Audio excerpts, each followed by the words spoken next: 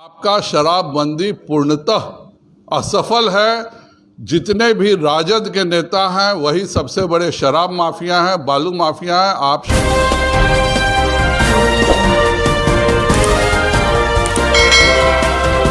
कल का दिन बिहार के लिए, बिहार सरकार के लिए सबसे दुर्भाग्यपूर्ण दिन था।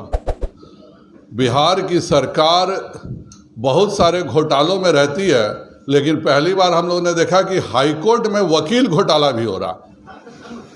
कल आप सभी को मालूम है कि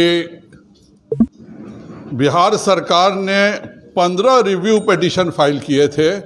हम बार बार समझाते थे कि आयोग बना करके अपना फैसला कर लीजिए, इसको लटकाना ठीक नहीं है। पर माननीय नीतीश कुमार जी ने सभी प्रेस के सामने यह कहा कि नहीं, यह बिल्कुल ठीक है, वैलिड है। और बिहार सरकार ने 15 रिव्यू पिटीशन फाइल किए और बाद में सभी रिव्यू पिटीशन को विड्रॉ कर लिया गया। इसमें लाभ किसको हुआ?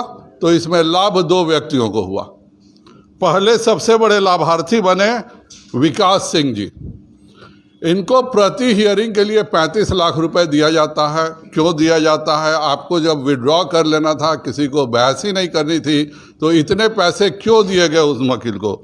दूसरे उतना ही बड़ी अमाउंट मुझे नहीं मालूम है, लेकिन हम लोग जानते हैं कि मनिंदर सिंह जी भी सुप्रीम कोर्ट के बड़े एडवोकेट हैं, इनकी भी सेवाएं ली गई। तो यह बिहार में एडवोकेट जनरल, क्या मुख्यमंत्री की तरह बिहार का एडवोकेट जनरल भी रबर स्टैंप है क्या? जिसका काम है दिल्ली से वकीलों को लाना, लाखों रुपए उन लोगों को देना। और 15 रिव्यू पिटीशन का मतलब होता है कि हाईकोर्ट में बिहार सरकार के जितने वकील हैं उनकी क्षमता पर और उनकी बुद्धिमत्ता पे हमें शक होता। अगर यह कोई सिविल का सबसे हमारा कमज़ोर और 6 महीने पास आउट लॉयर भी होता तो भी इतनी गलती नहीं करता। अगर बिहार सरकार 15 रिव्यू पिटीशन दायर करती है तो यह बताता है कि बिहार सरकार के वकीलों की क्वालिटी क्या है।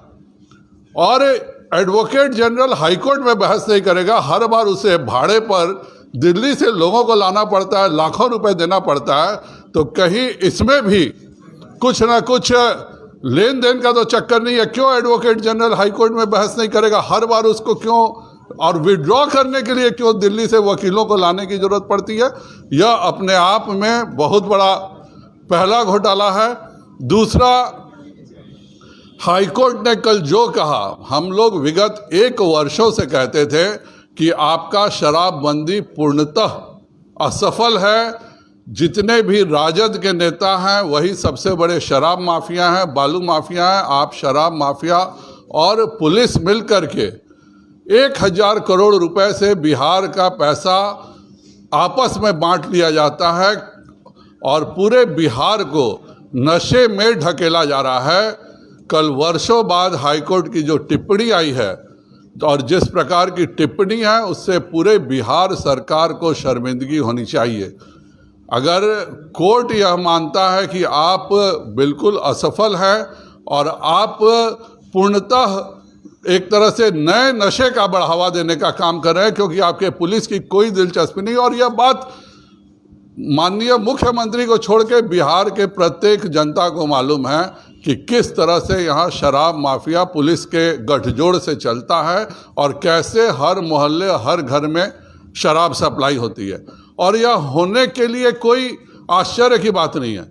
इसलिए आश्चर्य की बात नहीं है कि जिस प्रदेश का डीजीपी को कोई एक साधारण आदमी फ़ोन करके कहता है कि मैं चीफ जस्टिस बोल रहा हूं, और डीजीपी साहब यस सर, नो सर करते हुए सभी आदेशों का पालन कर देते हैं, तो वैसे डीजीपी और वैसे पुलिस की तो अक्षमता सभी जग जाहिर है। आज मेरा यह स्पष्ट आरोप है, यह तो एक सिंगल केस था जिसमें एसएसपी का पकड़ा गया, आपने एसएसपी का निलंबन कर दिया।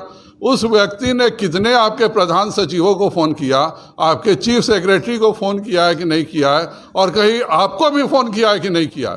जांच तो इसकी भी होनी चाहिए माननीय मुख्यमंत्री महोदय। एक व्यक्ति के आदेश से एसपी को बचाया जाता है, यह बताता है कि बिहार में पूर्णतः पुलिस व्यवस्था खत्म हो गई है।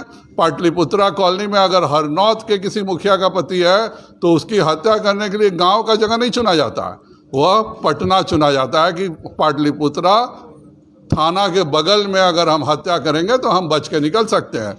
अगर ट्रेन में डकैती डालनी होती है तो कहलगांव, बगहा, किशनगंज का कोई कोने का सुदूर इलाका नहीं चुना जाता। उसके लिए भी डकैतों को सबसे आसान और सबसे सुरक्षित डकैती डालने की जगह पटना ही लगता है कि पटना से जब दुरंतो एक्सप्रेस चलेगी तो हम डकैती डालेंगे।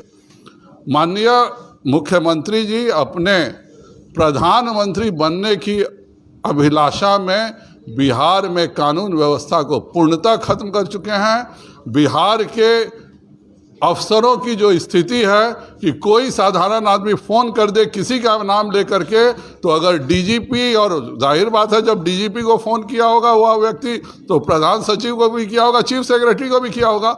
इसकी एक कोर्ट के द्वारा एक अभी प्रेजेंट हाई कोर्ट के जज से एक भाजपा मांग करती है कि उसकी कमेटी बने और इस तरह के कितने फ़ोन आए हैं और कितने सरकारी अफसर घोटालेबाजों को बचाया गया है, इस पर भी एक श्वेत पत्र सरकार को जारी करना चाहिए। और चौथा जो है, बिहार शिक्षा परियोजना परिषद पटना में बैठ के प्रश्न पत्र अपने प्रश्न तय करती है।